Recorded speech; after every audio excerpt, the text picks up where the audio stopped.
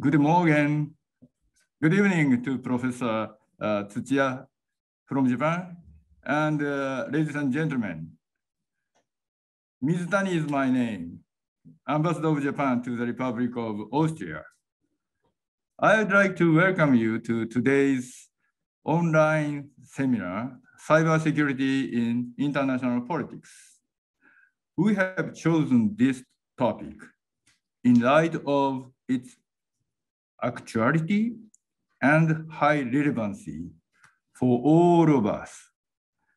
The rapid development of information and communication technologies has provided us with numerous opportunities, bringing unprecedented economic and social benefits. At the same time, the use of cyberspace by malicious actors, including state-sponsored actors, is becoming a new security challenge. In order to address such challenges, regional and global cooperation based on common values is becoming increasingly important and inevitable. However, there exists a clear difference of understandings and perspectives in the international community about the application of international law to cyberspace and implementation of agreed norms, rules, and principles for the responsible behavior of state in cyberspace. Against this backdrop, the Embassy of Japan in Austria, the Vienna School of International Studies, and the Austrian Institute for European and Security Policy, AIES, co-host today's lecture and panel discussion.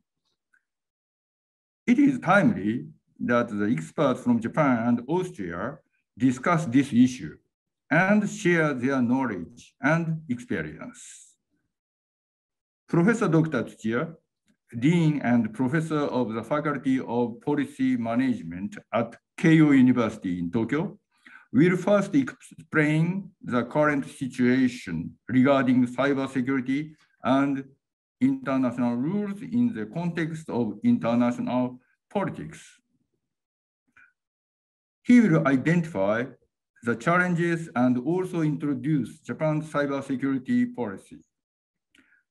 Following Professor Tsuchiya's lecture, the renowned Austrian experts on cybersecurity, Mr. Zinkanell of AIES, Dr. Pichlmayer of the Federal Chancellery, and Magister Kögler of the Federal Ministry of European and International Affairs will take the floor and discuss together with Professor Dr. Tsuchiya. And as a topic, cybersecurity in Austria, threats, perceptions, and countermeasures. I'm looking forward to a lively discussion on national approaches in dealing with cyber-related threats, finding potential areas of extended international cooperation, how cyber attacks are identified as a component of hybrid threats, and how cyber incidents should be handled in terms of foreign and security policy. Ladies and gentlemen, taking this opportunity, I would like to thank our co-organizers, the Vienna School of International Studies and AIES, for their cooperation in realizing today's event. I also thank the Federal Chancellery and the Federal Ministry for European and International Affairs of the Republic of Austria for their contribution. I do really hope this seminar also contributes to strengthen bi- and multilateral cooperation in this regard. I wish you an interesting discussion.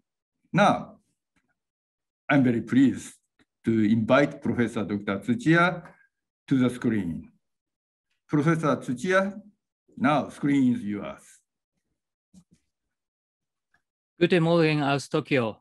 Thank you very much, Ambassador. My name is Motohiro Tsuchiya. I'm teaching at Keio University in Japan. I'm focusing on cybersecurity these days. I'm very much happy to share my thoughts with you. I'm sharing my slides now. So today, I want to talk about cybersecurity in international politics, perspective of Japan. So I want to start from the talking about great game, the old great game. So it was 100 years, more than 100 years ago, in 1901, author called Rudyard Kipling published a novel called Kim. It was very old novel, but it influenced many people in the international politics. So he was talking about the British boy called Kimball, but he was raised in India without his parents. But he was grown up in India with a religious leader, and he was involved in intelligence activities between the British Empire and Tsarist Russia in Central Asia.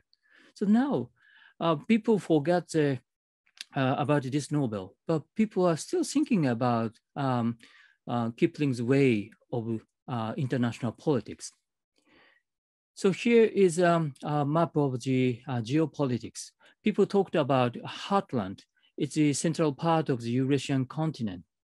So people say, if you control the heartland, you can control the world island. World island is a combination of Eurasian continent and Africa. If you control the world island, you can control the world. So you can be a king of the world. It's a simple idea of the geopolitics. But later, this month, Nicholas Spikeman came in. He talked about Rimland. Rim is the a borderline of the Eurasian continent. It's a battlefield for him between the land power and the sea power. If you look at Germany, so it was divided during the Cold War, and the Middle East is also another notorious battle place.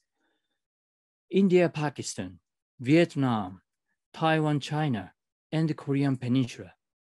Those are all located in Rimland, as Nicholas Spikeman said. But we are in the information age, cyber age. Where is cyber heartland? That's my question today. So people say cyberspace is a kind of cloud, it's floating somewhere, but it's not true. Cyberspace is a physical existence. So we are using computers, we are using smartphones and other ICT devices, information communication technology devices. Those are physical devices. Those are connected through wireless and wired communication channels. And those devices are connected to the servers or data centers. That's the existence, real existence of cyberspace these days. And if we look at the cyber attack incidents, these countries, Russia, China, North Korea, and Iran, blamed for starting cyber attacks. So those countries are located inside Eurasian continent. Here is a map of the communication networks on land and at the bottom of the sea. Many, many cables are connected on land. And so undersea cables are connected at the bottom of the sea. We are using these kind of communication infrastructures. Now I'm in Tokyo, in Japan. I'm in the right side of the screen, but most of you are now in Europe. So you are far away from me, but we are connected through these cyberspace, cyber infrastructures. We are dependent on them. But before moving on, I want to thank everyone. So last week, we celebrated 10th anniversaries of the great earthquake and tsunami broke out 10 years ago. It was on March 11th, 2011. This picture was taken in my mother's hometown, Minamisoma in Fukushima. And in this town, more than 500 people died because of earthquake and tsunamis. And this city was also hit by the Fukushima Daiichi nuclear plant nuclear incident too.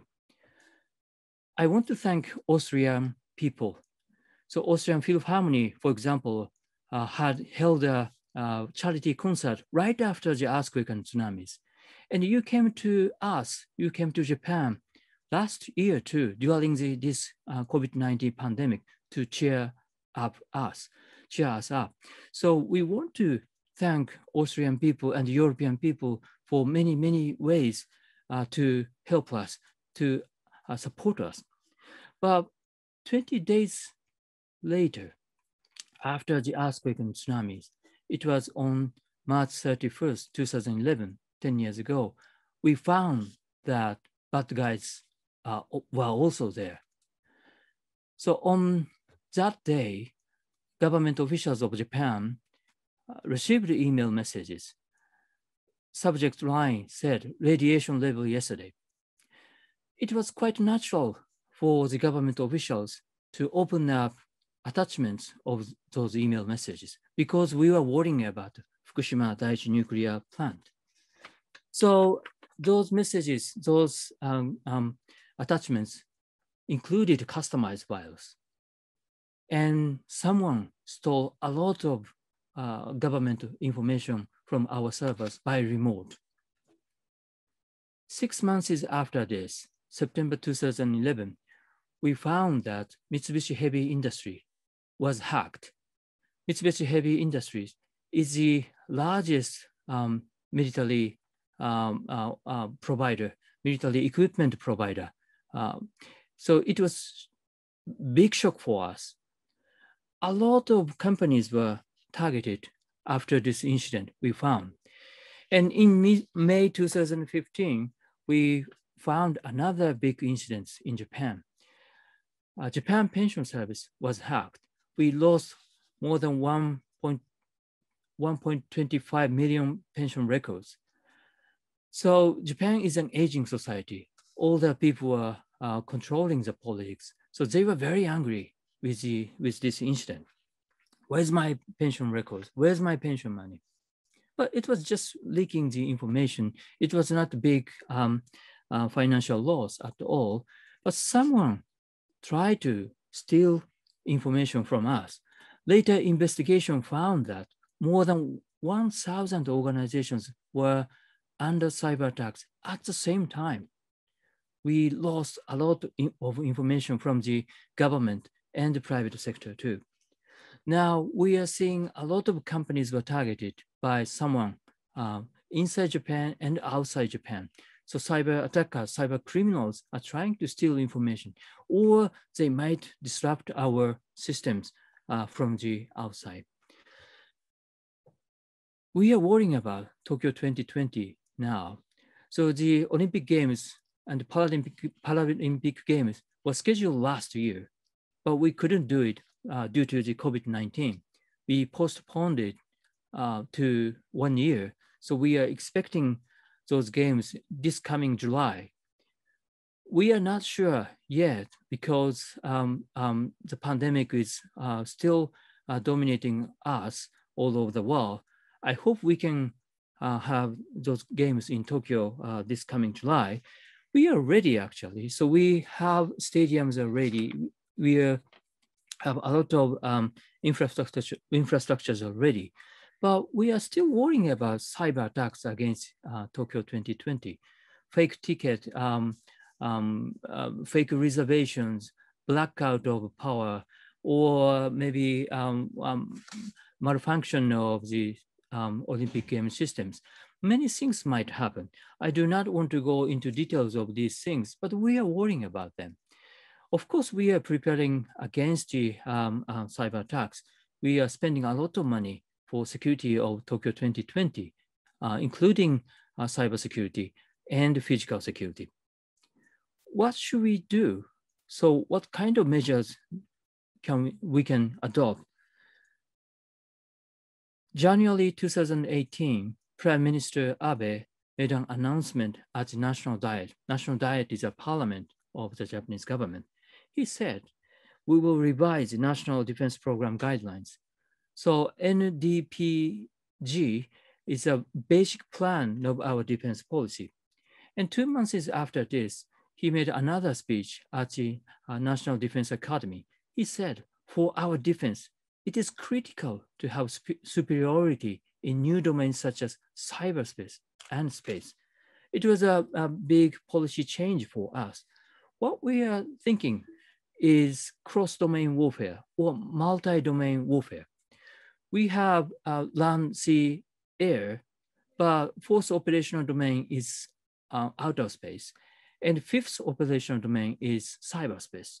And we added another one, so electromagnetic space. We are thinking about 6 domains, and someone might disrupt us in 6 domains together.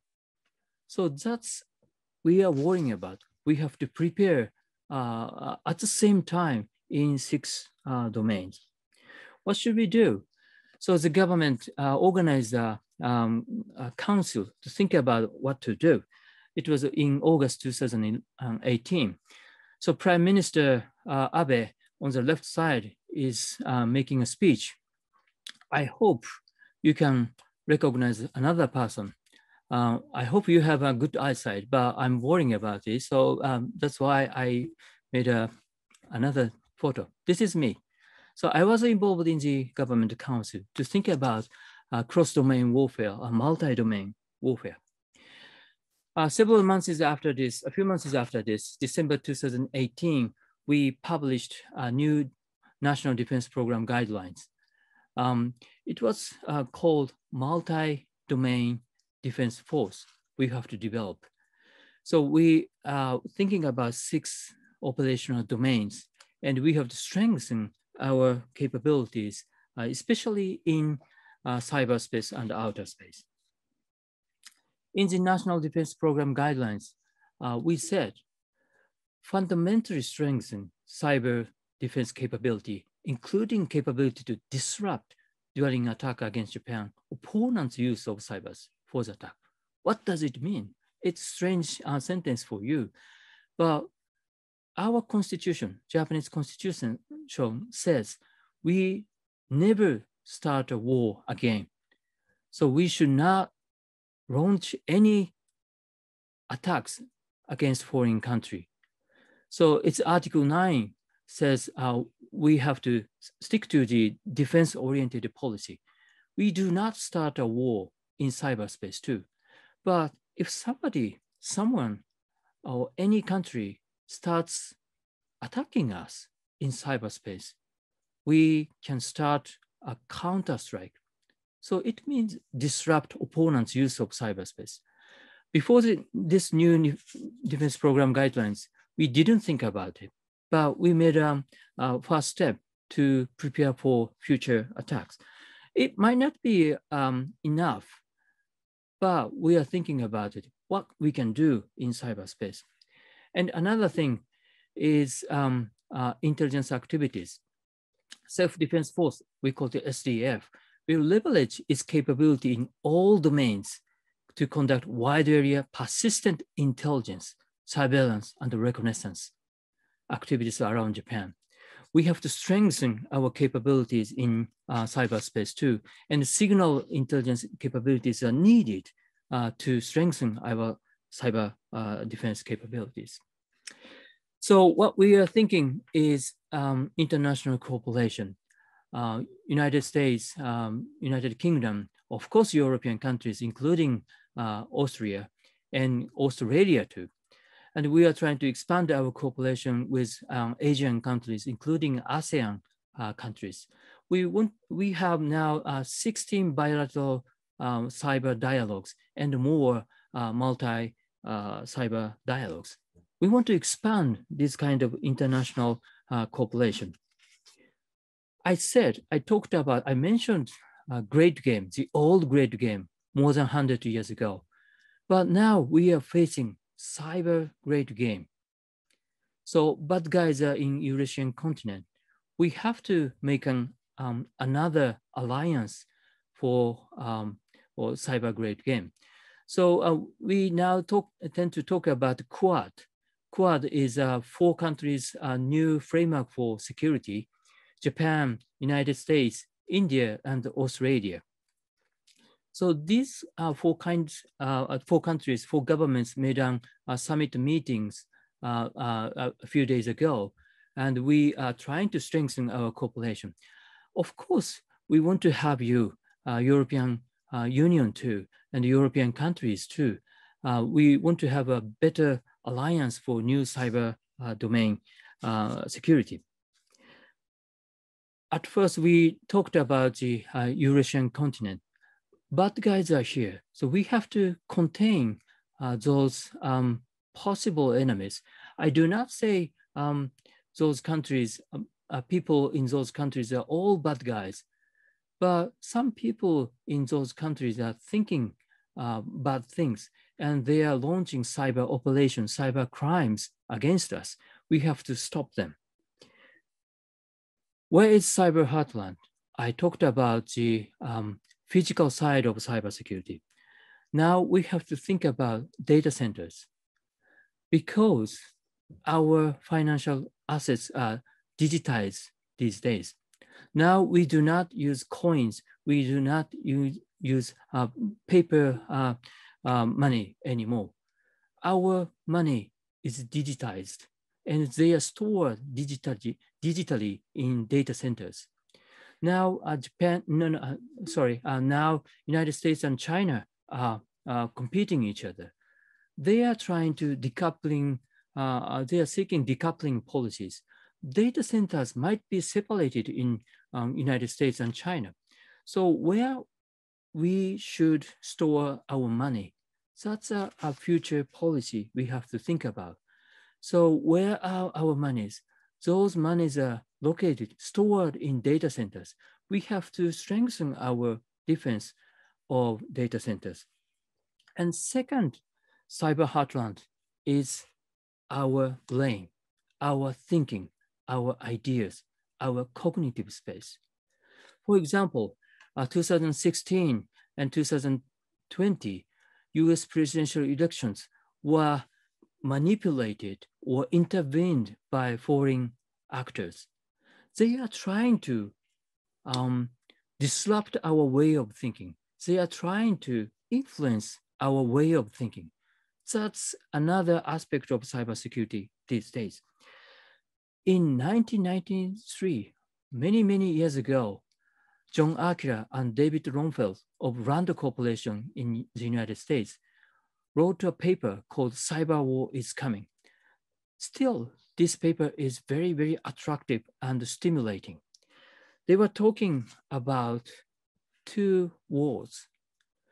We talked about cyber war these days, but they were also talking about net war. What's the difference between cyber war and net war? So they said, cyber war is disrupting cyber systems, as we are discussing today. I said, so cyberspace is a physical existence. Cyber systems, cyber computers, smartphones, data centers, maybe optic fibers or submarine cables. These kind of systems might be disrupted. But John Akira and David Ronfeld also talked about net war. It's disrupting what we know. Somebody might disrupt our way of thinking. Somebody might disrupt what we know. Somebody might disrupt our common sense. That's another important aspect in today's cyberspace, cybersecurity. What should we do? So people say we have to make a treaty, but it's not easy. In Asia Pacific, Budapest Convention of Cybercrime is ratified by Australia, Japan, and Sri Lanka only. China has never ratified Budapest Convention. Even South Korea never ratified Budapest Convention. they say, I talked with the Chinese and Korean scholars. They said it's an invasion of sovereignty. Budapest Convention is not a good idea. But can we make another treaty? Maybe no. So United Nations GGE, group of governmental experts, were talking about possible measures to stop cyber attacks, cyber operations, or cyber espionage. But it takes time. I'm not sure. So maybe we can discuss it later. But we are less likely to make another treaty in a quite near future. Then private sectors were talking about tech accord led by Microsoft.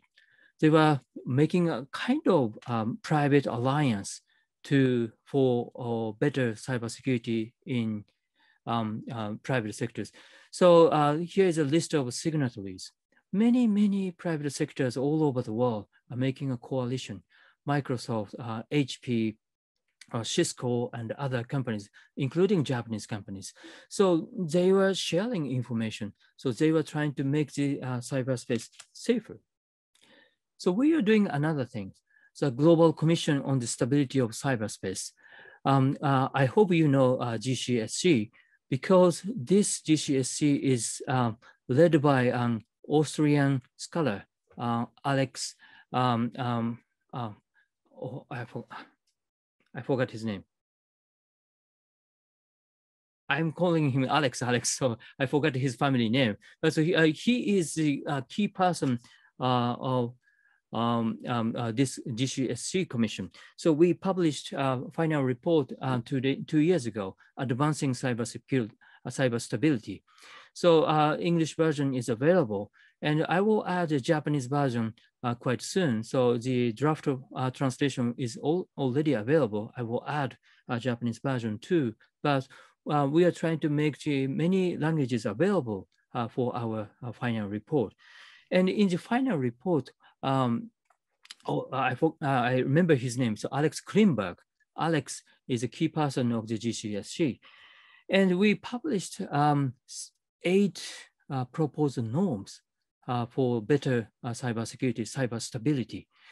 So I'm showing just 3, but we have 8 norms for cyber stability.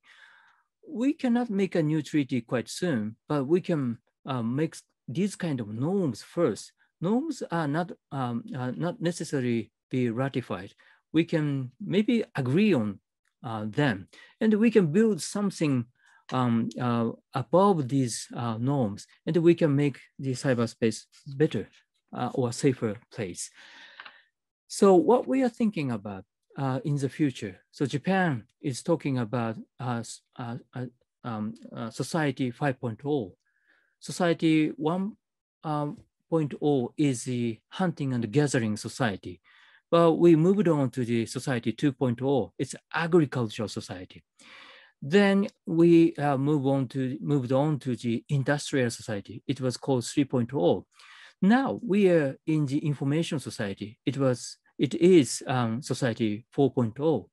But after this, we want to move to the society 5.0. It's a new society. What is it? The Japanese government and the private sectors says it is a human-centered society that balances economic advancement with the resolution of social problems by a system that highly integrates cyberspace and physical space. Our society is dependent on information and communication technologies, but their physical existence, and we are dependent on those devices and infrastructures. And by using those devices and infrastructures, we can make our society better, safer place. We are talking about cyber great game. Great powers are competing each other in cyberspace too, as well as physical space. Now we are based in Japan. We are based in Austria. We are connected through ICT infrastructures, mostly by submarine cables or landline cables optic fibers, or maybe you are using Wi-Fi. We are dependent on these devices. Without it, it's quite difficult to communicate in this globalized world. Here's my last slide. We need to protect our physical cyber systems and our cognitive space too. We might not be disrupted by possible enemies. We have to stick on to our physical systems and the cognitive space. Japan is setting out multi-domain defense force. We want to strengthen our cyber capabilities with the international cooperation, including Austria and other European countries too. And our vision is Society 5.0. We want to have our society much better, not only in Japan, but also in other parts of the world. I want to stop here. Thank you very much for your listening. I'm looking forward to discussing my points and other points. Thank you very much again.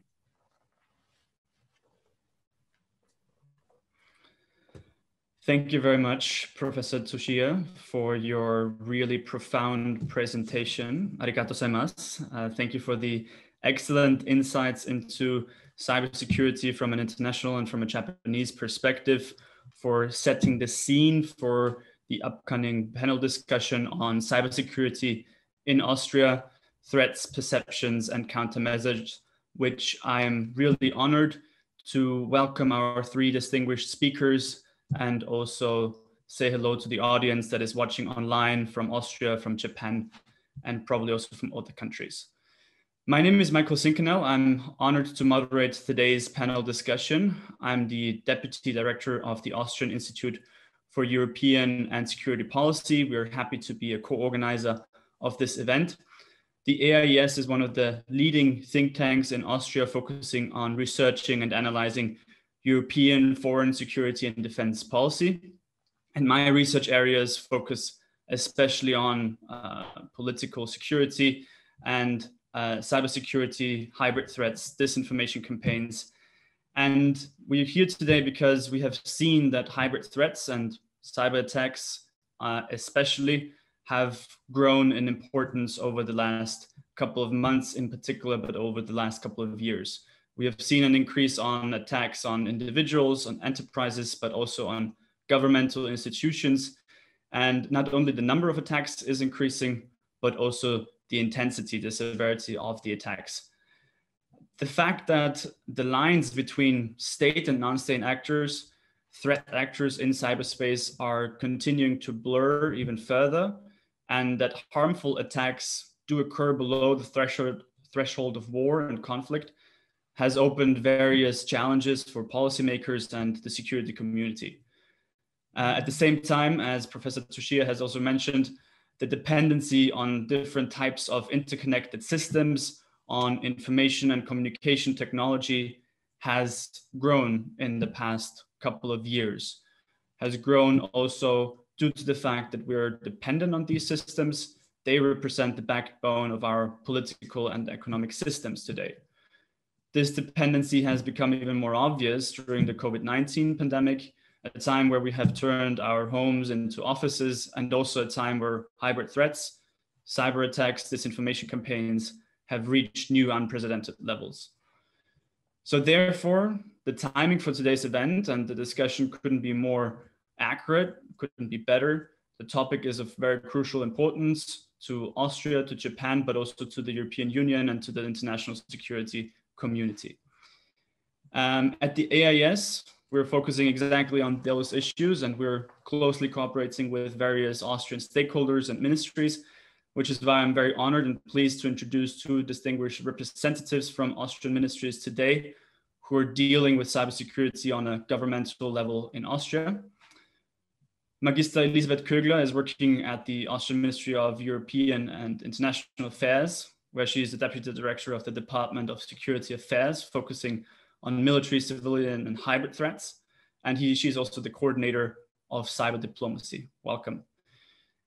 And Dr. Bernd Pichlmayer, who is a policy advisor for cybersecurity at the Austrian Federal Chancellery. Welcome to both of you.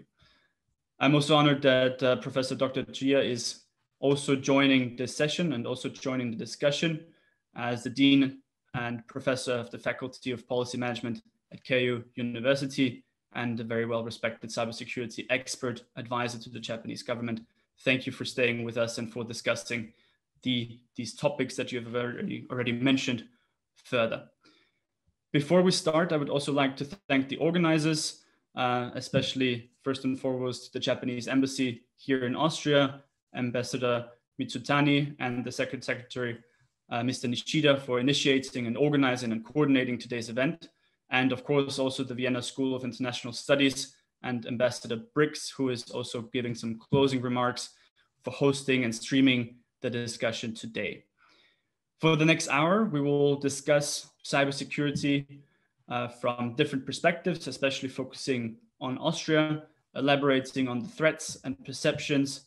And then I would like to invite the speakers also to touch upon countermeasures and probably also to allow us to have a small glimpse into the future, into future developments, what is to be expected in cybersecurity and the cyber field in the future. We will start with small introductory statements by all the speakers, followed by an interactive discussion. And we will also have time for questions and answers from the audience who is watching this event live via Facebook. So you can please use the chat function to ask questions. We will keep an eye on the chat and we will try to answer your questions in the discussion afterwards. So without further ado, I would like to give the floor to Elisabeth Kögler, who will share her expertise from her professional perspective, working with cybersecurity from a diplomatic level at the Austrian Ministry of European and International Affairs. Ms. Kögler, the floor is yours.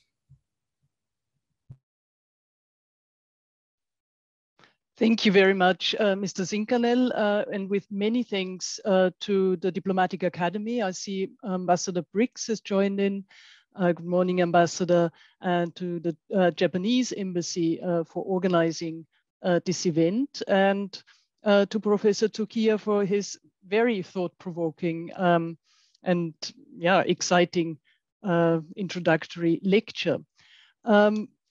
Being a practitioner and having just come back from New York, where I led the Austrian delegation to important cyber negotiations that finished last Friday, I would like to speak in general about what we do in cyber diplomacy and why it's important for Austria. So giving a bit the framework of what the European Union is doing, and then also OSCE and the Austrian Ministry for Foreign Affairs role in the national cyber ecosystem, as it's called. So what's the backdrop? We've heard we're at a time of geostrategic competition that heightens tensions across the globe, and cyberspace is increasingly used for political and ideological purposes. Malicious cyber activities have become weapons of choice because they are cheap, easy to deny, easy to cover up, with potentially big effect on institutions, companies, and infrastructure, as we've heard in the lecture. At the center of these tensions are questions of rules governing the internet, cyberspace, and new technologies. At the European Union, we are very worried that restrictions on the internet threaten global, free, and open cyberspace, as well as the rule of law, human rights, and fundamental freedoms, and democracy. And these are universal values on which the European Union is built. So it's more than just about cables, even though the cables transporting all of our digital information. And in the words of the EU High Representative for Foreign Policy and Security Policy, Josep Borrell, who took office at the end of 2019, he said, the European Union has the option of becoming a player, a true geostrategic actor, or being mostly the playground. So that's what's at stake. And given the potential for escalation in international relations, cyber diplomacy is now a very fixed part of a fixed component of the common foreign and security policy and defense policy as well. And cybersecurity is an integral part of European Union security, and so is the rules-based international order. So how is the European Union trying to achieve that? Through the multilateral system and regional organizations, and in cooperation with partners, and reaching out to countries that share the aim of a rules-based international system with the United Nations at its core, and with respect for international law, including human rights and international humanitarian law. That's very important because that gives us the rules for conflicts. And cyber diplomacy has become a major part of the new European Union cybersecurity strategy that the European Commission and the European External Action Service have published in December of last year.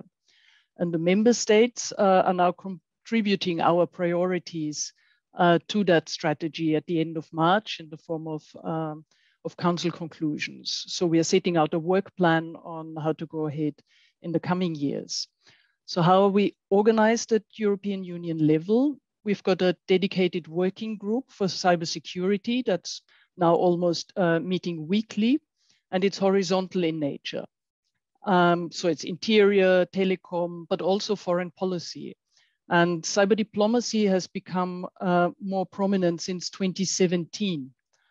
And 2018, when Austria chaired the European Union, we also chaired on cyber diplomacy issues. And that really got the foreign ministries within the member states involved, because that's happened incrementally. So what we are now doing there is we coordinate European Union positions for multilateral processes, and we work on cyber diplomacy tools. And Michael has asked me to talk a bit about the tools we are using. In 2017, the European Union member states compiled all possible diplomatic measures to respond to the increasing threat of malicious cyber activities into the so-called cyber diplomacy toolbox. The diplomatic tools are the ones that we all know that have a long tradition. It's declarations, démarches, dialogues. Not all of these tools are public, and like in other areas of diplomacy. In 2019, also cybersecurity sanctions were added to this toolbox. And the negotiations for this horizontal sanctions regime already started under the Austrian EU presidency in 2018, got adopted in 2019, and was applied for the first time in 2020. It's a horizontal sanctions regime, like compared it with the sanctions on terrorism, chemical weapons, and now human rights. There are restrictive measures against individuals and entities that can be companies, organizations, institutions, but not countries. It's a horizontal sanctions regime. Attribution, which is a sovereign political right of each EU member state, is not necessary for many of the tools used in the cyber diplomacy toolbox.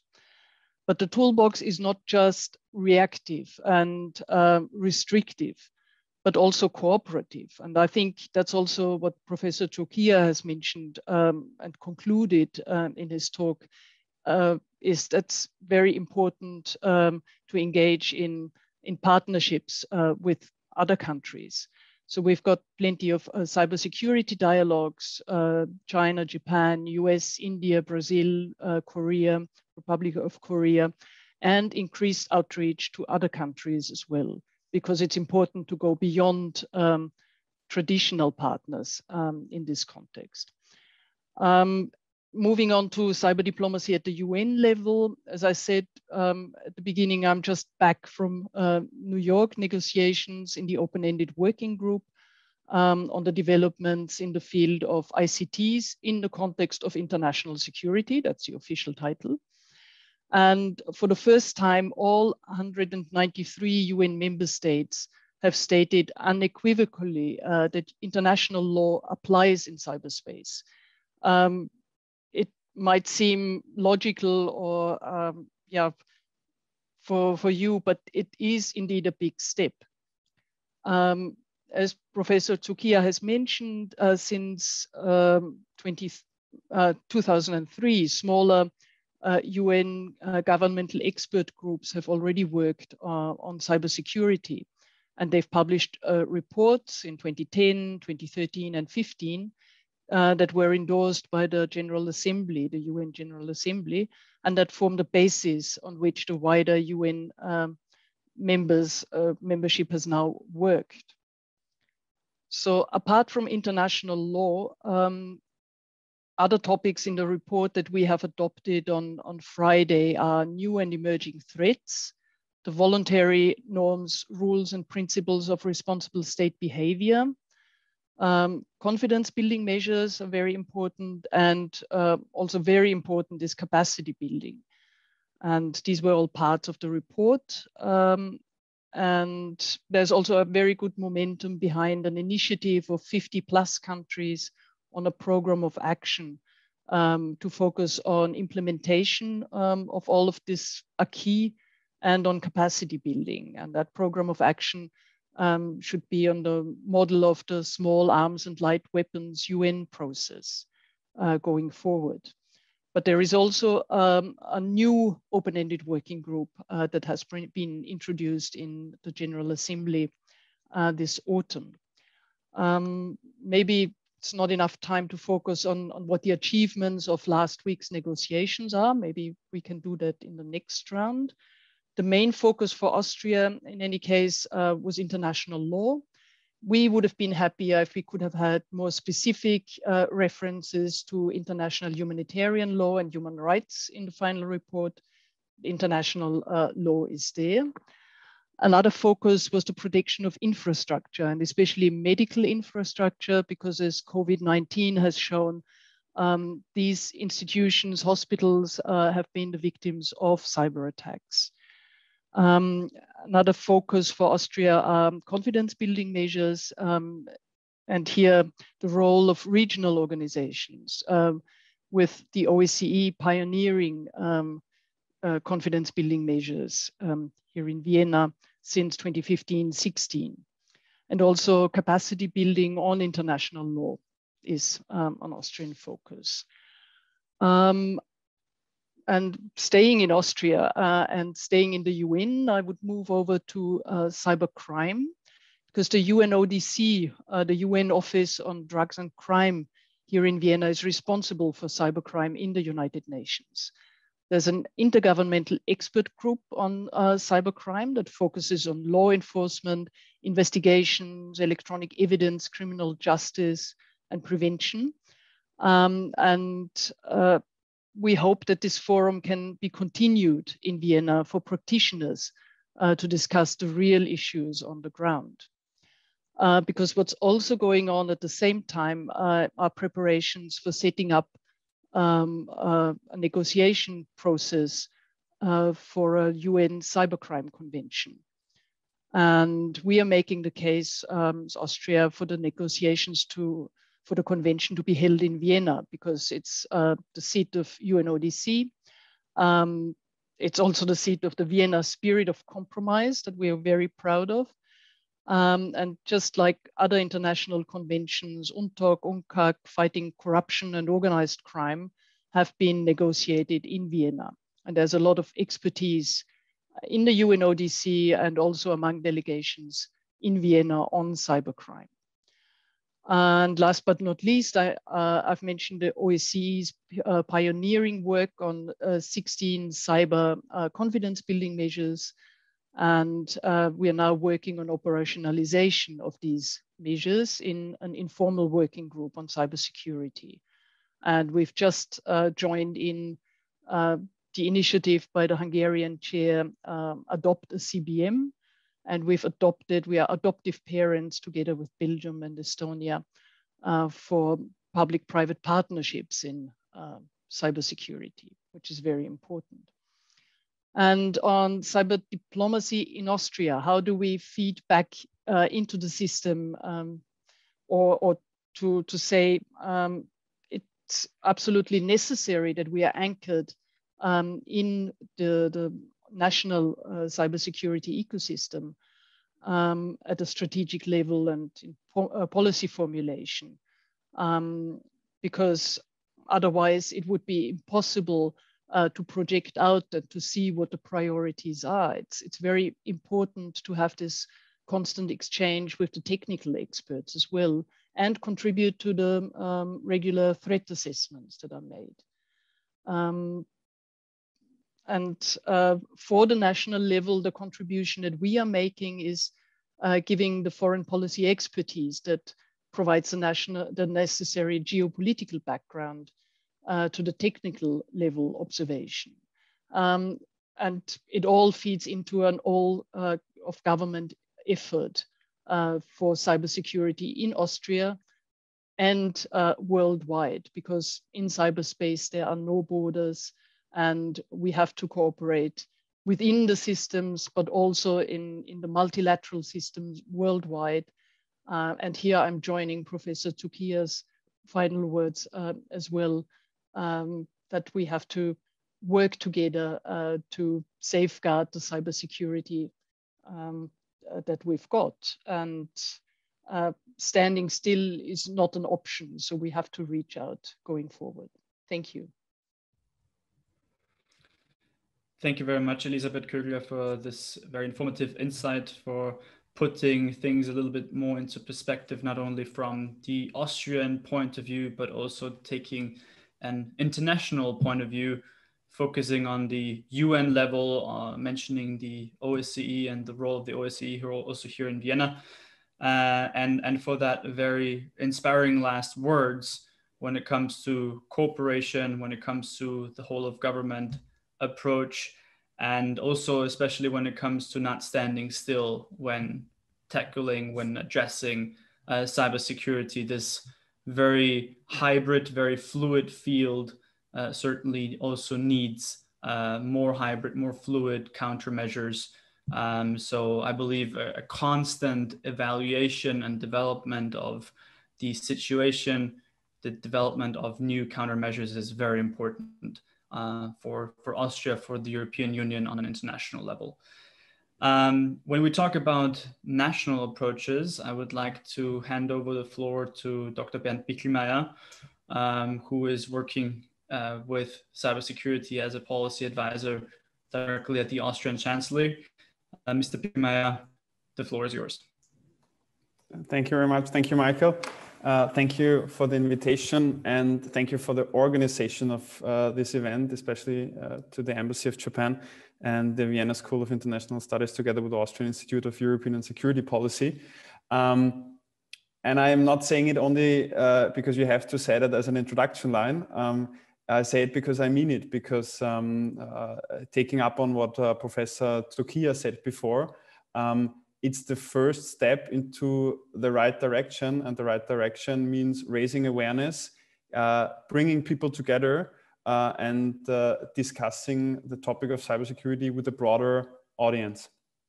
Broader audience, saying broader audience, I've learned that the audience is very diverse, and there were so many right and important things already said.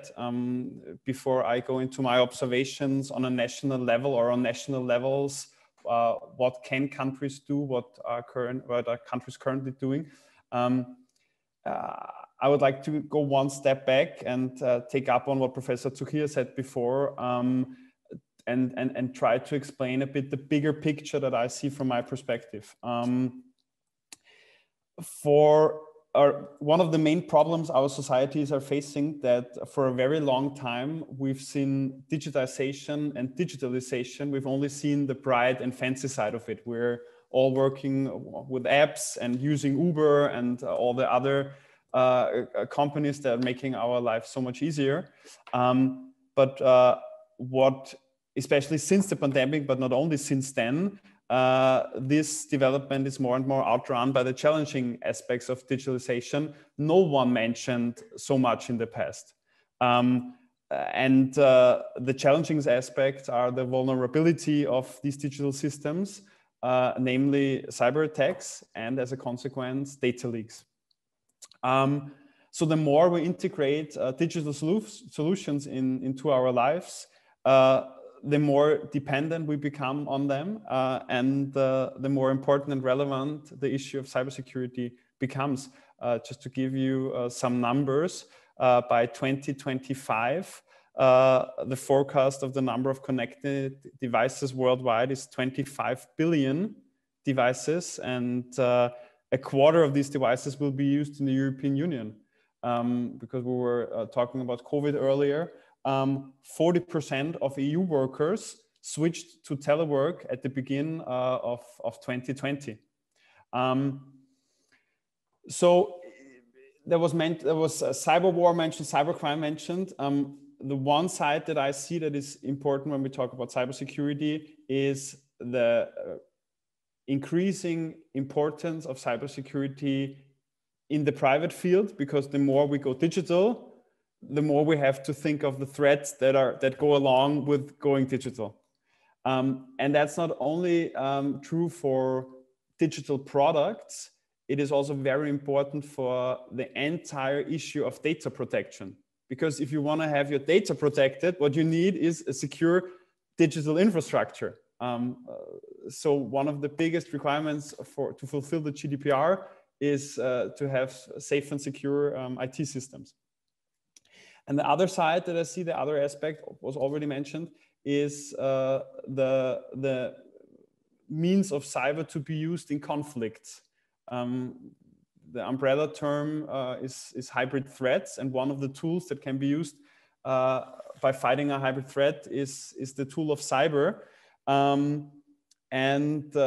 If you're a threat actor, the cyber tool brings you to a whole new level, because attribution in cyberspace is very difficult, and it's almost a bit like the perfect crime, the crime that is committed without being noticed or being caught. Both can be true.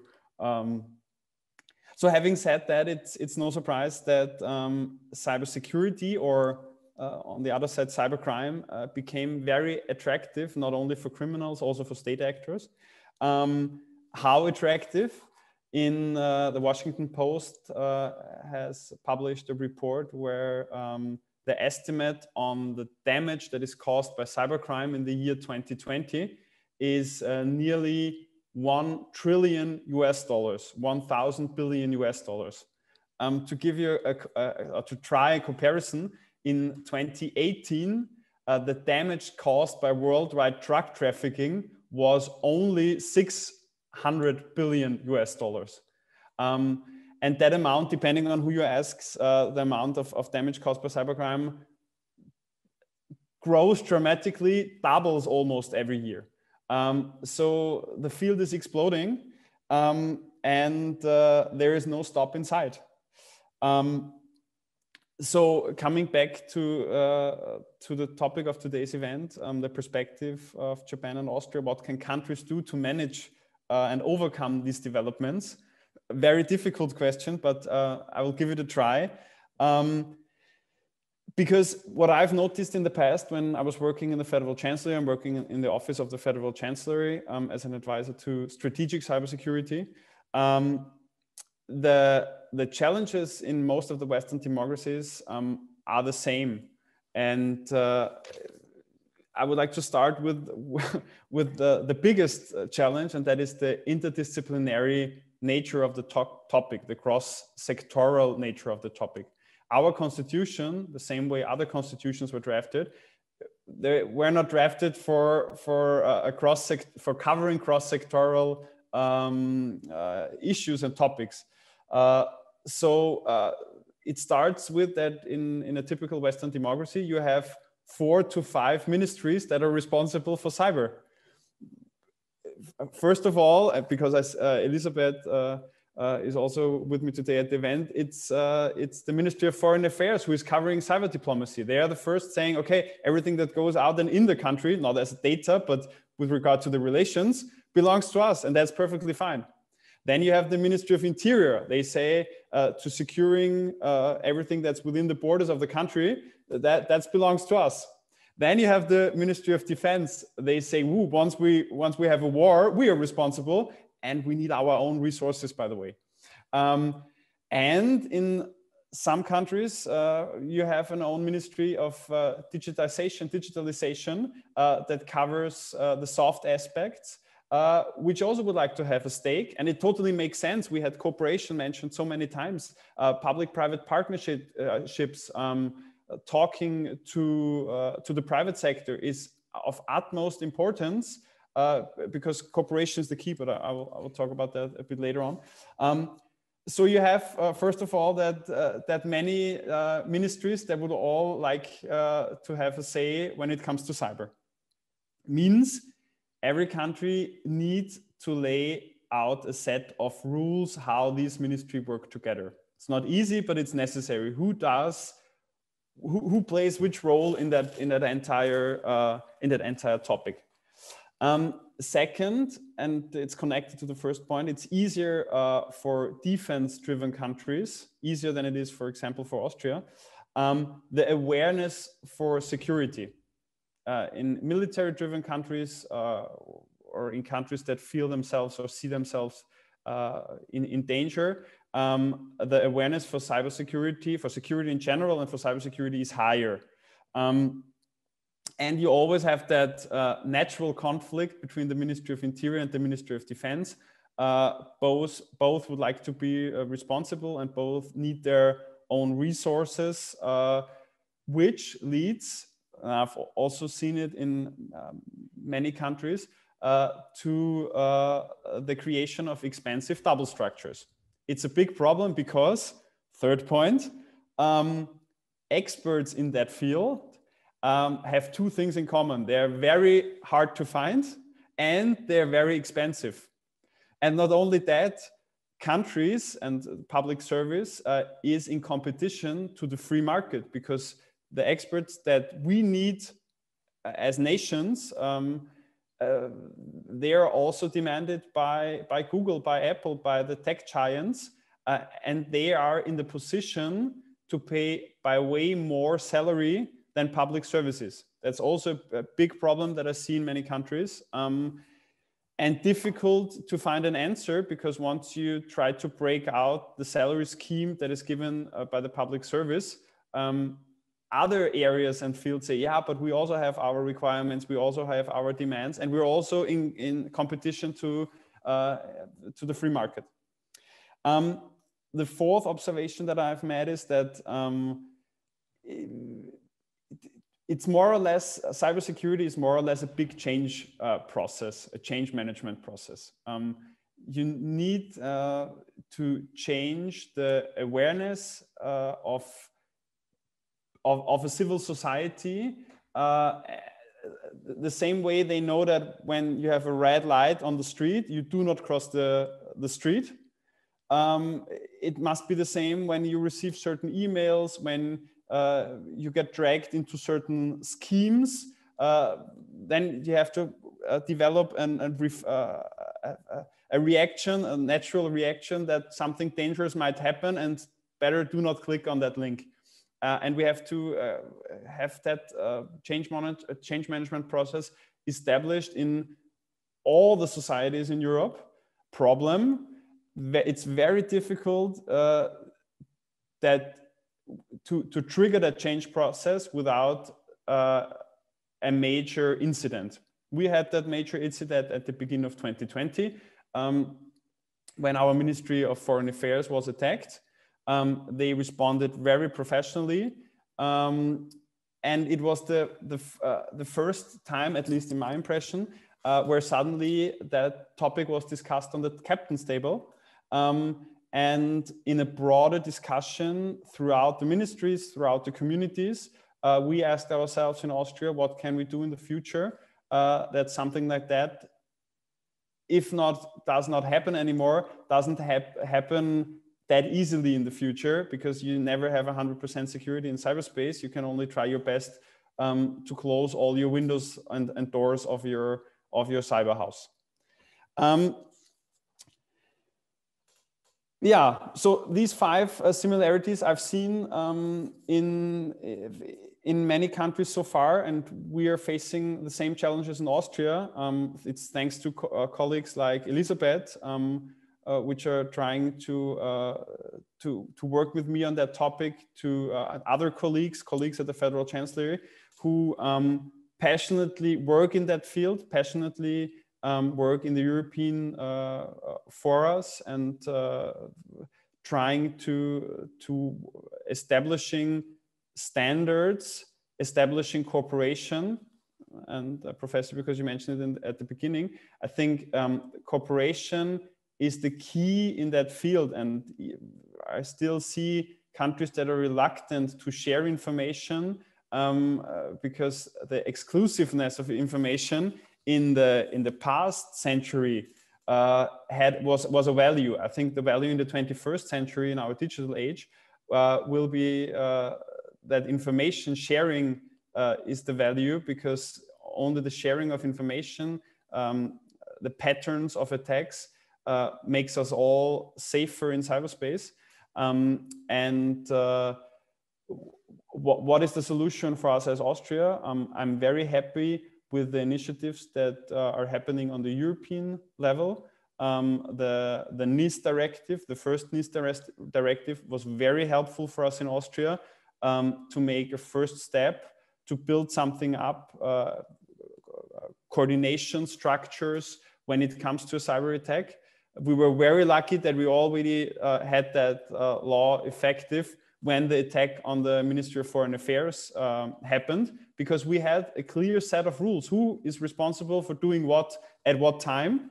And I'm very much looking forward on the NIS 2 directive, on the suggestion of the European Commission on updating the NIS directive. I think the initiatives on the European level are very helpful, especially for smaller countries that do not have these big budgets, as well as cooperations with countries like Japan, exchanging information, talking to each other, and learning from each other is the key with regard to the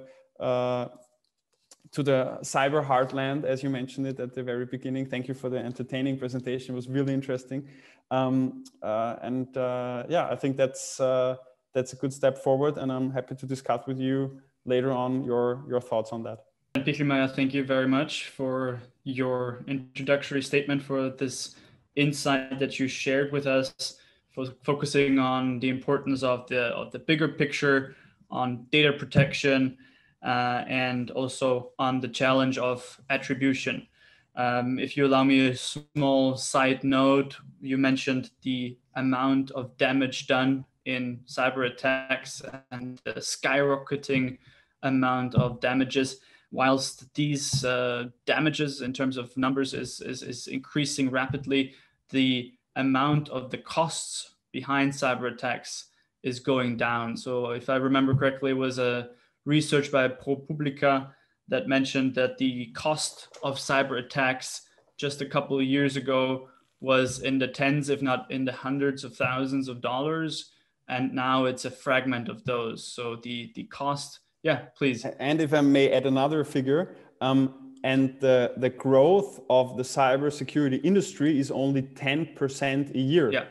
The damage is doubling every year, but the industry is only growing by 10%. So something is going wrong. Yes. The calculation is certainly not adding up.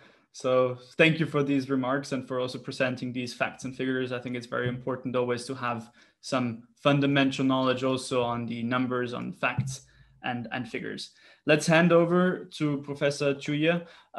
We have now discussed the Austrian perspective, focusing also on the international field, on the European and on the United Nations level. Where do you see differences or similarities from how cybersecurity is perceived now in this Austrian point of view, in these Austrian statements versus Japan? Or maybe there are more similarities than differences. Actually, I have many points to share. So I have many questions, many comments actually. But so maybe I will pick up just a few. Well, first of all, I'm interested in attribution. So as you said, both of you said, so it's quite difficult. But Japan's problem is we don't have signal intelligence agency, such as NSA in the United States or GCHQ in the United Kingdom, because we have another constitution. Article 9 is prohibiting starting a war, but Article 21 is says we have to respect secrecy of communication. So more than 70 years, the Japanese government is respecting people's secrecy of communication. So in today's world, the government agency is not tapping communication inside Japan. So it limits our capability for attribution. Who is really attacking us? Who is trying to coming to our networks? Those kind of things we want to know. We want to have more capabilities. But how about the Austrian case? Do you have any powerful signal intelligence agency, or what kind of measures you are taking? And second point, Bernd talked about the information sharing, but in the intelligence community's world, intelligence sharing or information sharing is not simple sharing. So I think it must be exchange of good intelligence, right? So if I have a good intelligence, why I have to share my good intelligence with you? But if you have something good, maybe I can expect you can give me something good. Then we can exchange valuable information. But if Japan doesn't have good information, are you really sure to give us your good information? What kind of measures, what kind of procedures are needed for real active information sharing? And the third point, is it too many? I hope it's not too many. When late last year, when Mr. Joe Biden made a victory speech after the election, I was online with Chinese scholars. So they were laughing at the election, US election. Ooh, it's something funny or something like that. So election, democracy, it's something different from us. Chinese version. So Chinese people always say they have democracy, they have election, but those systems are quite different from us. But when we were discussing about cybersecurity, they were worrying about the clean network policy by the United States. So Mr. Pompeo, Secretary of State, said, so US is adopting cleaner systems than Chinese systems. But the Chinese scholars were talking about, this is a splinter net. It's a balkanization of the internet. So the internet cyberspace can be divided. So we should not talk about cleaner or less cleaner network or something. So we are connected to each other. Japan is losing competitive edge in the ICT industry these days. I hope Japanese companies are coming back to the market. But I think European ICT companies are also losing competitive edge in the ICT sector. So European companies, how you can manage competitive edge in the coming this cyber world. So if we can coordinate some kind of active, powerful industrial policy or maybe partnership, maybe we can have a better, cleaner cyberspace. So maybe I talked longer, but so these 3 points I want to ask you if you don't mind. Thank you very much. Thank you, Professor Tsuchiya. Thank you for these 3 points and for sharing them with us. For our Austrian guests and for our German-speaking viewers, I have information on the topic that Professor Tsuchiya was just mentioning. The Austrian newspaper Der Standard has just today published an article about exactly that topic, the Japanese missing digital intelligence services, that also focus, of course, on the ability or inability to act in the realm of cybersecurity efficiently.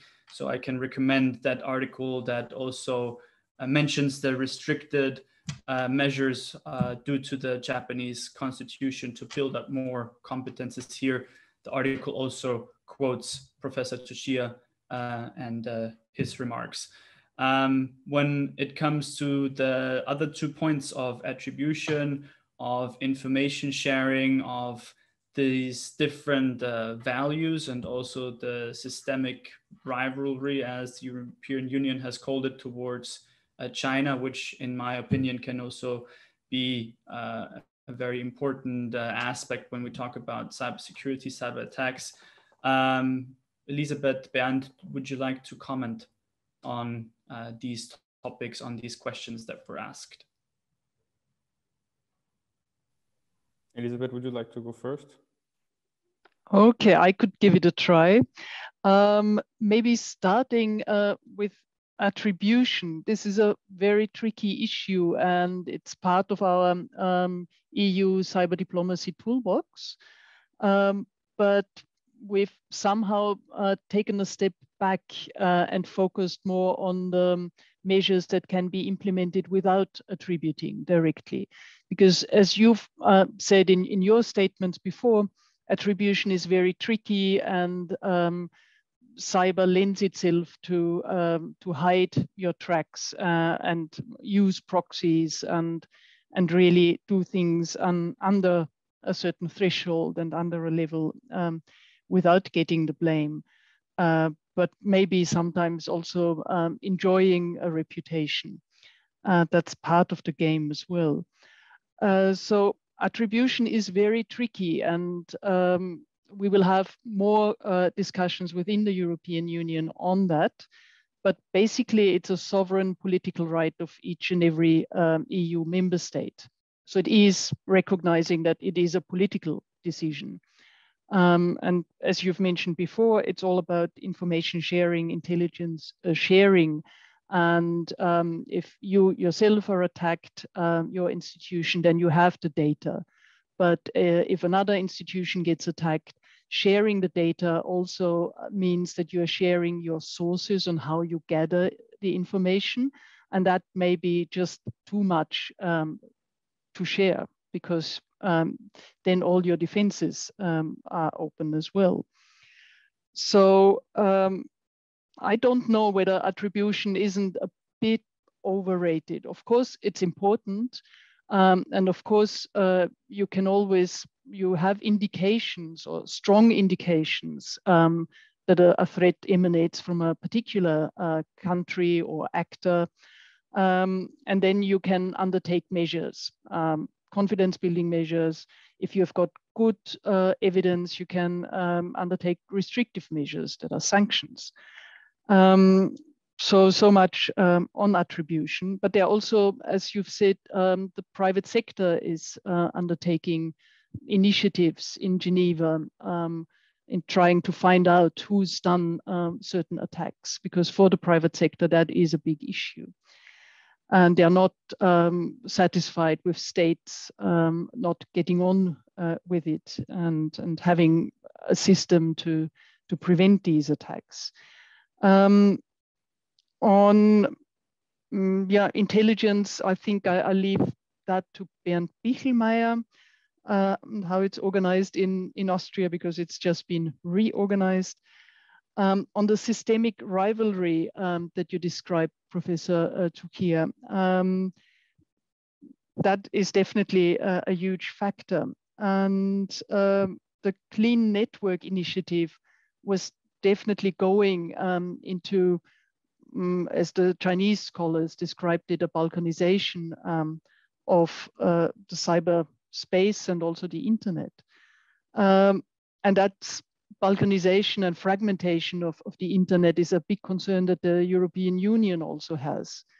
But we think it comes rather from different standards that are introduced in seemingly technical organizations like the International Telecommunications Union in Geneva, where certain companies come in and propose new standards.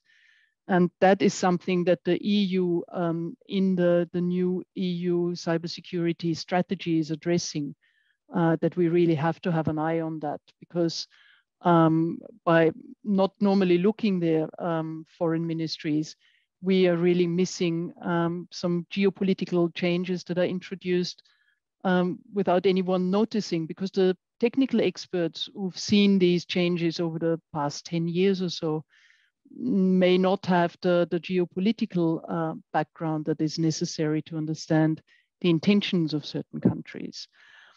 On losing the competitive edge in ICT, or maybe on winning it, that's definitely a very big issue for the European Union as well.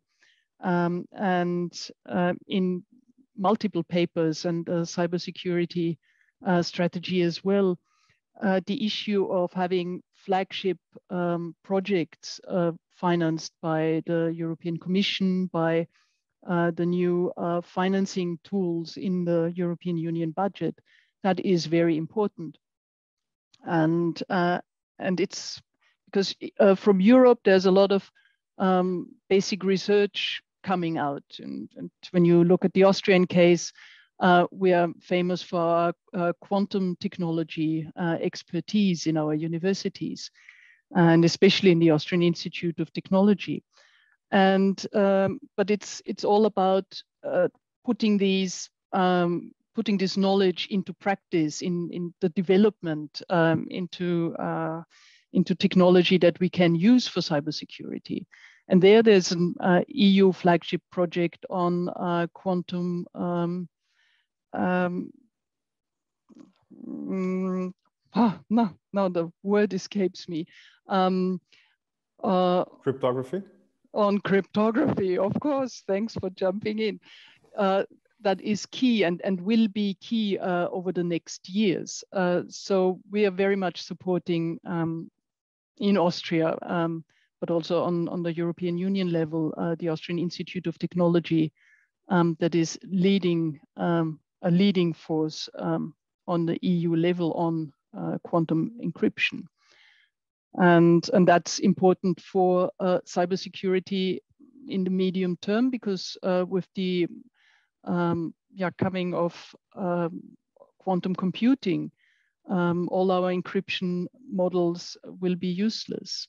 So we need to have a new generation of cybersecurity models.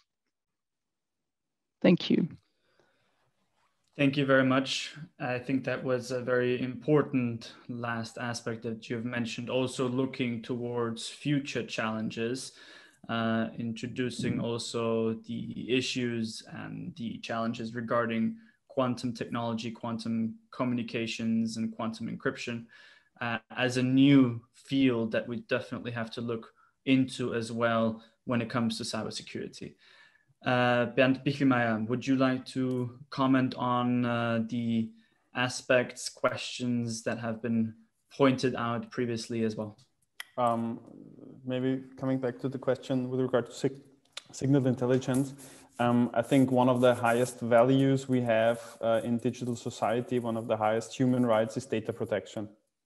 And in everything we do, we must always pay high attention that our data is protected, because it makes no sense giving up everything we fought for in the last decades only because the way how information is transmitted has changed.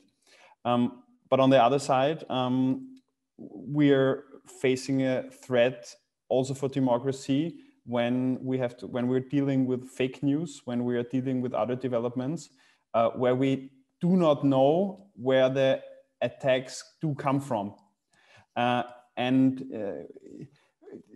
With this tension, we have to find a way, we have to discuss which actions are appropriate for a country to take and which are not. This discussion is ongoing. We just had a reform of our intelligence unit, which is located in the Ministry of Interior. I was not involved, only working on the strategic level, but I think that will also be one of the questions they have to solve for themselves. It has a legal and a practical aspect. The legal aspect, are you allowed by law to collect information in cyberspace, signal intelligence? The other one is, are you able to do it because you have the practical knowledge how to do it? Yeah, considering both aspects, the value of data protection, but also the necessity of knowing who is attacking you, solving that tension will be the challenge for us in the next 5 to 10 years, as it will be for many other countries, because as you mentioned in Japan with the constitution, you're facing more or less the same problems. And maybe adding one point on the European economic situation with regard to digital solutions. I see, and I don't want to repeat what Elisabeth said very correctly. One big chance I see is the foundation of the European Competence Center in Bucharest. Why is that? Because it's the strive of the European Union to collect information from the national countries, from their cyber communities, bundle it, and work on common solutions. That can be solutions in the field of quantum cryptography, that can be solutions in other niches, but getting all the stakeholders on one table with their so-called national coordination centers. On the European level, it's called Competence Center, and they have 27 national coordination centers. Getting all the information together, yeah, is a good first step, and for us, dependent on which role we play in the future, because currently the solutions are built most of the time in the US, then they are manufactured in China, then the data is processed or origins in Europe, but is then sent again back home to the US. So we're somewhere in the middle, but not participating in the value chain. And we definitely have to change that on the European level. I definitely agree with you, Bernd, and I would like to thank you for also your remarks and your comments. I'm taking a look right now to the questions that have been raised already by the audience, and due to the fact that we have gotten quite a lot of questions already, and I would like to give the audience the opportunity to also have them answered. I would like to start with 2 questions that are specifically addressed to Professor Tsuchiya, and then go to the questions that are addressed to our Austrian panelists. There was a question, does Japan have some educational programs concerning cybersecurity issues for citizens? And another question by one of our participants and one of the audience members that is joining online is if there have been any indicators of cyber attacks on critical infrastructure on the healthcare sector. We have had some incidents in Central and Eastern Europe during the COVID pandemic. Have there been any similar cases in Japan? Thank you very much. I couldn't hear you well, but the first question is educational program, right? Yes, exactly. Okay. If there are any sort of educational programs concerning cybersecurity issues for citizens in Japan. Okay, thank you very much. So February is a awareness month for cybersecurity in Japan. So the government is promoting cybersecurity in many aspects. But I don't like it because February is not the best month in Japan, because February is the entrance examination season in Japan. So it means that kids are not at school. So kids are taking off, or kids are taking entrance examinations to go up to the high school or university. So for example, my university doesn't provide any class in February. So I'm saying we have to move to another month, October or maybe May or maybe June, I'm not sure. But February is not a good month actually. But we have such kind of campaign during the February. And so in junior high school and high school, we have class for, I don't know how to say in English, but it's for information society or information technology. But those classes are not popular, unfortunately, because we do not include information technology for entrance examinations for universities. So if Keio University, my university, or University of Tokyo or Kyoto University, these universities have all subject for entrance examination, including information technology.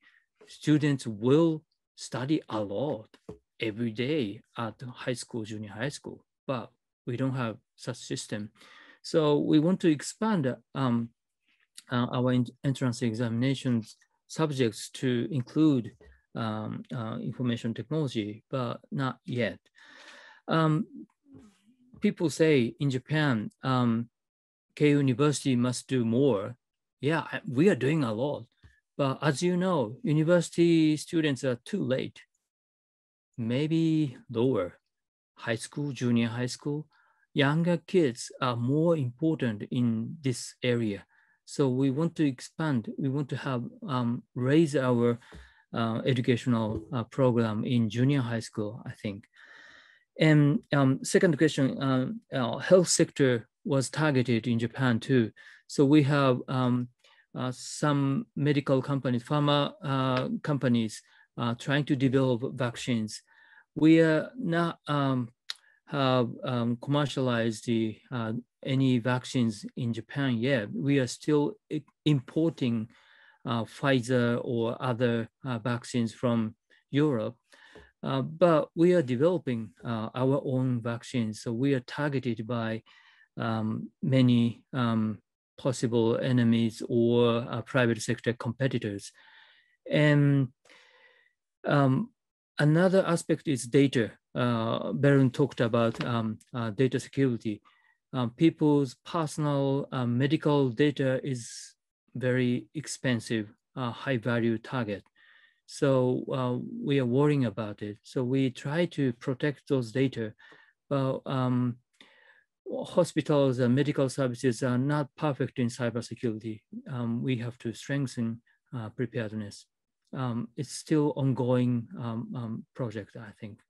Thank you for questions. Thank you very much, and also for pointing out the importance of cybersecurity in developing COVID-19 vaccines.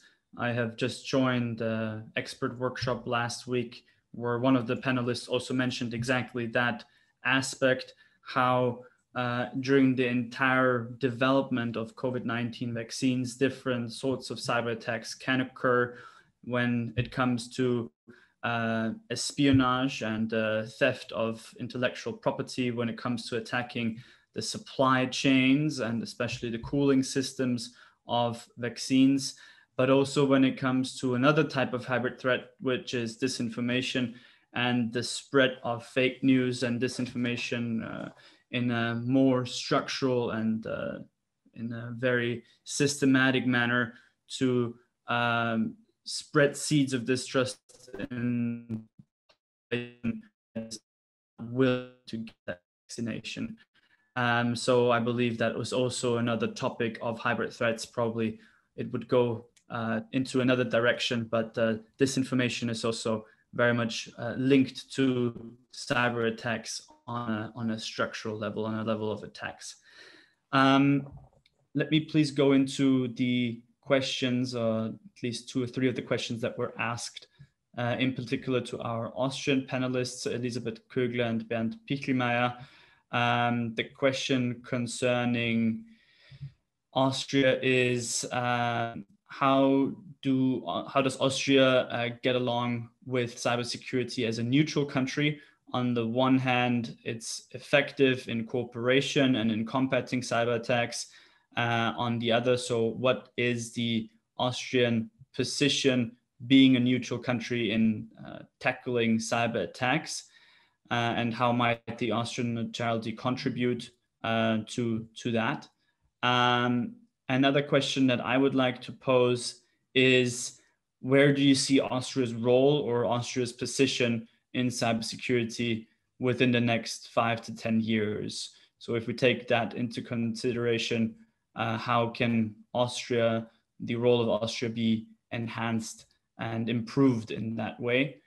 And I think, yes, exactly. There was one more question on Austria regarding confidence building measures. What kind of confidence building measures does Austria work on together with other countries when it comes to cybersecurity? Elisabeth, if it's okay, then I would start with the role in 5 years and the cooperation on the international level. I think where Austria currently is pretty good at is on a technical level in helping to analyze attacks, because we also got a bit of experience after 2020 with that. We've got really profound technical knowledge and are supporting other countries and sharing the information that, for example, our government computer emergency response team sees on a day-to-day basis. With regard to the question, role in 5 to 10 years, at the beginning I mentioned that the topic is easier for defense-driven countries to tackle. But I see 3 areas where there's a big chance for Austria to position itself, and where I think that we can build up something that's going to turn out pretty well. The first thing is education. A professor already mentioned it. There is a big fear of the transition of the labor market and the many jobs that are lost by digitalization. I think with cybersecurity, in this field, jobs are created. Means if we as a society understand that we should invest in our future, in our children, in giving them a proper education with regard to mathematics, with regard to IT, that's the best investment you can make. So chance 1, labor market. Chance 2, economy. Even for a small, or especially for a small neutral country, we can find niches in the cybersecurity market where it would be smart to position ourselves internationally, and a market that will grow dramatically in the next year. So if we understand that we can participate in a heavily growing market here in the next years, very smart to invest and also support companies and business ideas in that field. And the third part with regard to research, setting up and finding research facilities to further develop the economical ideas and initiatives in that field is, especially for a country like Austria with a long R&D history and many big and famous universities that are already doing research in the field of IT, a very smart idea. And I think if we combine the education aspect with the research aspect with the economic aspect, also understanding on the economic side that being able to provide specialized experts in that field to international corporations could lead to them coming to Austria instead of always seeing business ideas developing in other countries or in Silicon Valley. Yeah, so the 5 to 10 year scope or role is, I think it would be smart for Austria to use the chance of, to see cybersecurity as a chance, not as a threat, but as an educational and business chance for a small neutral country to position itself in the global on the global landscape. Just to continue, maybe on the 5 to 10 years outlook where Austria will be. on the multilateral level, I think we should really see to it that multilateral discussions on cybersecurity should be undertaken in the multilateral hub that Vienna is in the OSCE and also in the United Nations. And I think deepening our understanding of how international law applies to cyberspace is also very important. And as I said before, that was a big focus of last week's negotiations in the UN in New York. So capacity building on international law in cyberspace would be a focus that I would be very happy if we could pursue in the next few years. On Austrian neutrality, Austria is neutral in times of conflict. Means we're not part of a military alliance. We don't allow the stationing of foreign military forces in Austria. But we are not neutral to threats that come in from cyberspace. And yes, we have to do more research into how exactly our neutrality works in cyberspace. But what's definitely clear is international law is the basis on which we are operating also in cyberspace. And that was affirmed last week. Again, on confidence building measures with other countries, as I've mentioned before, Austria, together with Estonia and Belgium, are now adoptive parents of CBM 14 of the OSCE, and that's on public-private partnerships. So working together with the public sector is very important. As Bernd has mentioned before, the NIS directive and the NIS Act in Austria is very important for protecting critical infrastructure, government institutions, but not covering the private sector as such. So working together and building up structures that can be used in times of increased cyber attacks are very important. And we've seen that now with the recent waves of SolarWinds or Microsoft Exchange, that these are all not covered by NIS, the NIS directive and the NIS Act. So there we have to do more. Yeah, that would be it. Thank you. Thank you very much.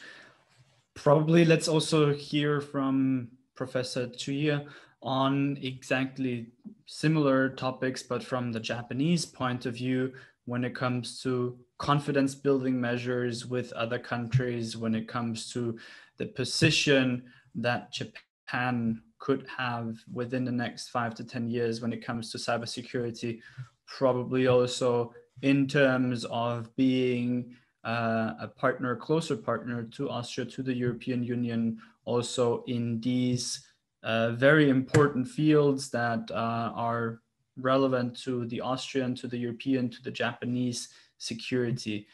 Professor Tsuchiya, would you like to comment on these questions as well from the Japanese point of view? Thank you, Michael. Yes, it's a very important topic, question. I think we had better had a multi-layer approach. Multi-stakeholder approach is also important, but multi-layer approach. So government-to-government discussion dialogue is also important, but we had a lower level of discussion. For example, Japan, China, South Korea, we have trilateral cyber dialogue, but it's not working well, actually. So because we have political tensions among those governments, it's quite difficult to talk each other frankly. But I am organizing track 2 dialogue among 3 countries. We are doing every year. I think we had already 5 or 6 years. And last year we couldn't meet in person. So we did online track 2 dialogue. And we continued our dialogue. And so we do not change. So I always there from Japan side, and Korean scholars there, and Chinese scholars there.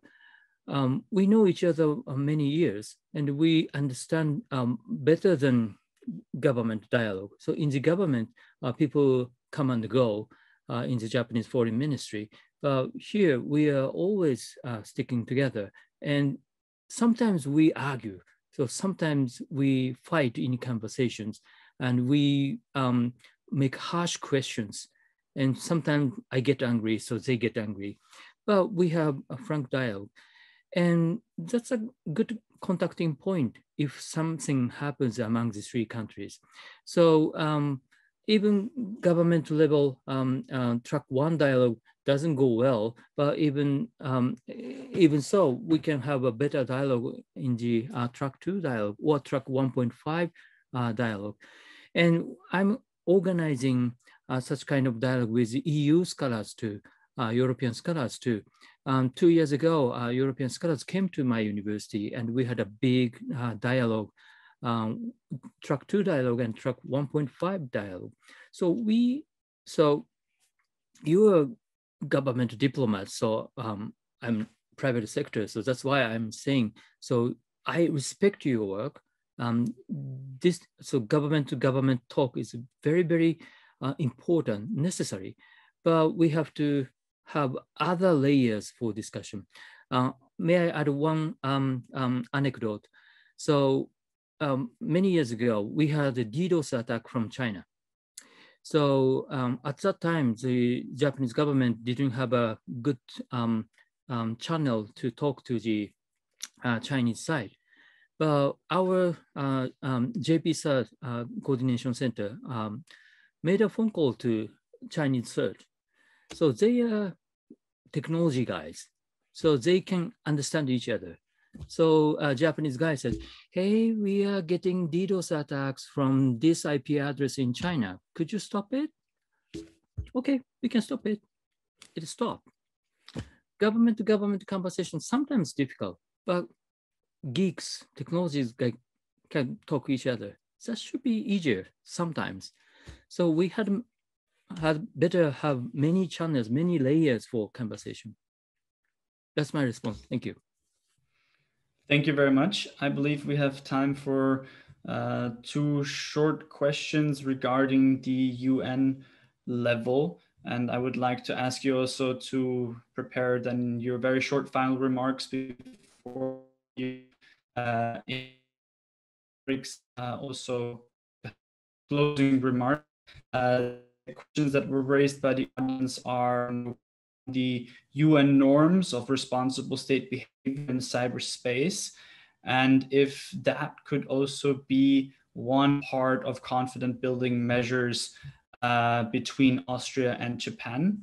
And the second question is the role of the newly adopted, or I believe still in progress, ad hoc committee on elaborate and international convention on countering the use of information and communications technologies for criminal purposes that is being worked on in the setting of the UNODC here in Vienna on drugs and crime.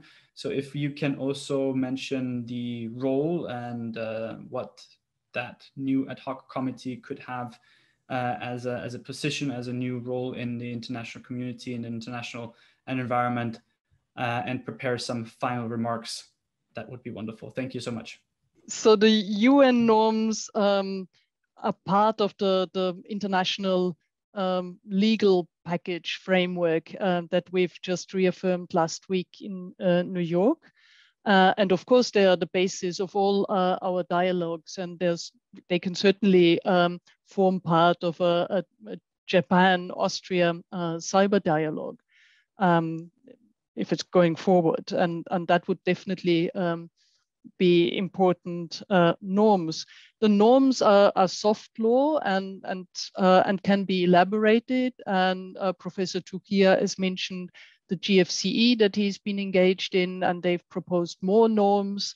And that's also topics that are worth discussing forward about the public core, the protection of the public core of the internet, for instance, that's featuring very prominently in there.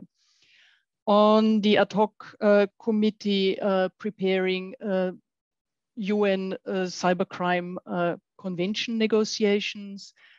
They are starting at the beginning of May in New York. And the issue there will be working out the modalities of how to negotiate. And the European Union, and we are very strongly in favor of having a consensus-based negotiation, because cybercrime is such an important issue affecting everybody, all societies, economies around the world. So it's very important to have universal adherence to whatever international framework comes up. And there, as I've mentioned earlier, we are very strongly in favor of having negotiations taking place at the UNODC seat here in Vienna. That's very important. Just to mention, the European Union and partners have been against starting up negotiations on the UN Cybercrime Convention because there are issues regarding international law, but especially human rights when it comes to surveillance, for instance, that we are very worried about and we fear could come under attack in such negotiations. But all the more important is cooperating and making sure that the right basis is used. And I guess that's already part of my final comments. Reaching out to partners, traditional partners, but partners across the continent, increasing cooperation between regional organizations. And Japan is very active in the ARF, in the ASEAN region.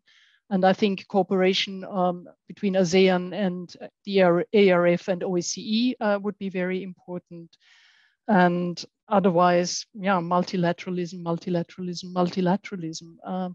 That's really the mantra that we, and also the platforms that we need to use going forward in securing cyberspace, an open, free, secure, and stable cyberspace.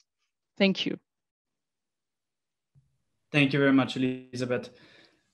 Bernd, would you like to comment also on that and give us your final remarks? That would be absolutely wonderful. It's hard to add something to what Elisabeth already said. No, yeah, cooperation is the key. The more we talk with each other, the more we address the topic on various levels. Professor Tsuchiya mentioned the CERT talks between the CERT of Japan and the CERT of China.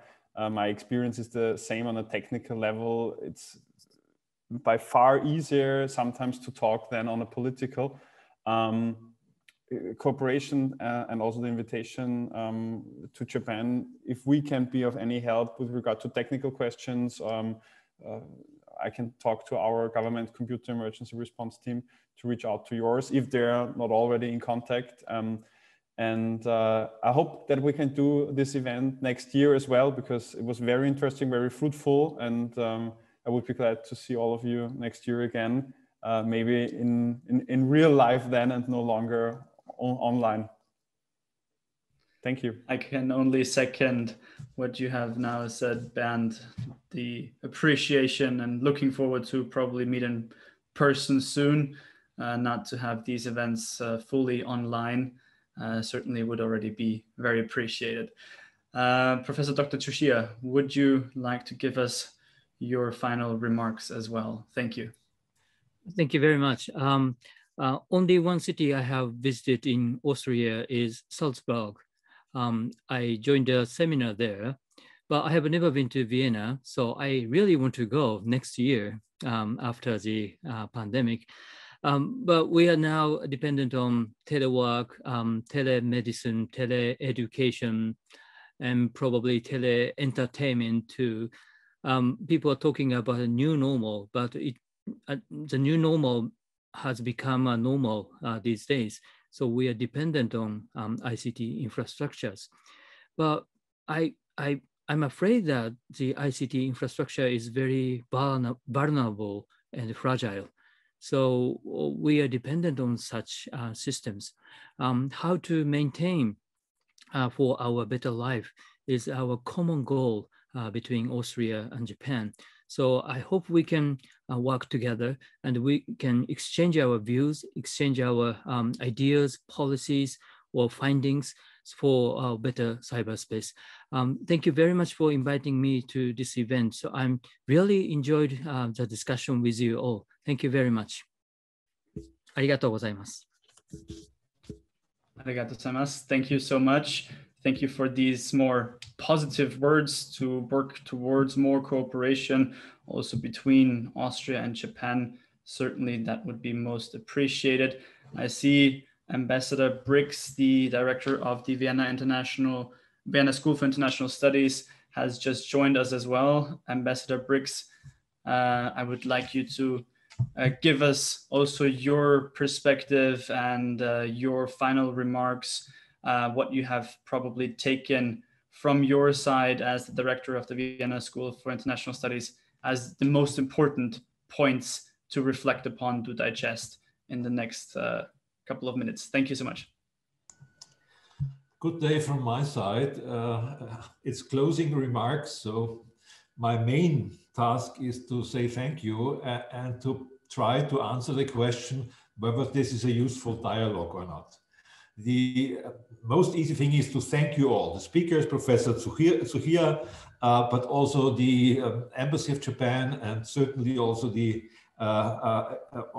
AIES and my own institution, the Diplomatic Academy, Vienna School of International Studies.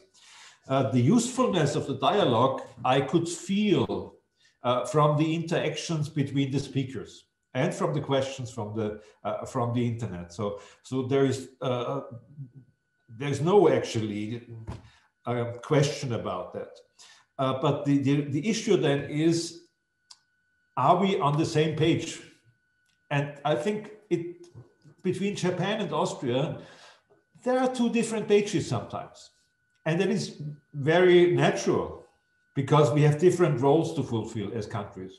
And we are geographically in very different situation. When Professor Tsuchiya started his presentation with showing a map where one could easily recognize China to be the heartland of geopolitics, but China was not mentioned on this map. It did only say heartland. Then I thought, this is a Japanese perspective. An Austrian perspective maybe would look a little bit different in geopolitics. We even would say from an Austrian perspective, yes, we know what's happening in China from addresses from China and from Russia, but we should also sometimes look to our allies and friends across the continent. What's going on in the United States? I do remember that the German Chancellor Angela Merkel said that tapping of telephone lines of a friend is not okay. And I do know from some contacts with intelligence people in the United States that there is a lot going on in counter-cyber intelligence. So counterintelligence in the cyberspace in the United States. And they are also talking about offensive activities in this field of counterintelligence. So from an Austrian perspective, I would say it would make sense also to balance out a little bit in where we look and not to get too much bogged down on China and what China will be in a few years' time. But this is rather also a personal, not only an Austrian perspective, but rather a personal perspective that this would make sense. Otherwise, I was happy to hear that investing in innovation and industrial policies is an excellent point to really work in this field successfully. I was very happy to see that this ambivalence of what we mean by protection is very important between personal data protection, but protection of our infrastructure. So we have to find a balance. And as we all know, in politics at the moment, we have to have a similar balance to find in our COVID responses around the globe. And then I was happy to see also that both sides are interested in attribution issues. And I think finally, and this is where I am at the moment at the Vienna School of International Studies, the question, who is the villain, is not irrelevant. For people who talk about techniques only, it's irrelevant maybe. But for our global well-being, maybe the most relevant issue is who is the villain, be it a private villain or a state or whatever. So attribution, I think, is something maybe we should continue also in this dialogue to speak about. And then certainly finally, working on the question, can we have universal norms? At least do we have soft law possibilities in this field? And then can we put it into something more substantive? Is something, I guess, which from the Japanese and the Austrian perspective, there we are on the same page, and there we should also continue to work. I think that's what we can do. So altogether, again, I have to say, from my perspective, a very useful dialogue, although it's a bilateral one. And I thank the Japanese actually to reach out to Austria to do this, because it was your side which initiated this first meeting, and I'm looking forward to future meetings. And again, thank you to everybody. And with this, I give back to our moderator. Thank you very much, Ambassador Briggs, also for your comments, for your personal remarks. I can only agree with you in my gratitude towards the Japanese side for initiating this very informative, very important panel discussion and presentation today. I would like to thank also from my side all speakers on behalf of the AIES for their participation, for their very valuable inputs. I believe that we have touched upon the most important fields that we wanted to talk today about, the perspectives of Japan, of Austria with regards to cybersecurity, the threats, mentioning the important developments, but also countermeasures, and also future ways of advancing cooperation on a bilateral but multilateral level. So thank you very much again. I also hope to see a similar or the same setting again in the future, preferably, of course, in person. And I would like to thank the audience as well for your important questions. Have a very nice day. Take care and stay safe. All the best. Thank you. Arigatou gozaimasu. Thank you. Bye-bye. Bye-bye.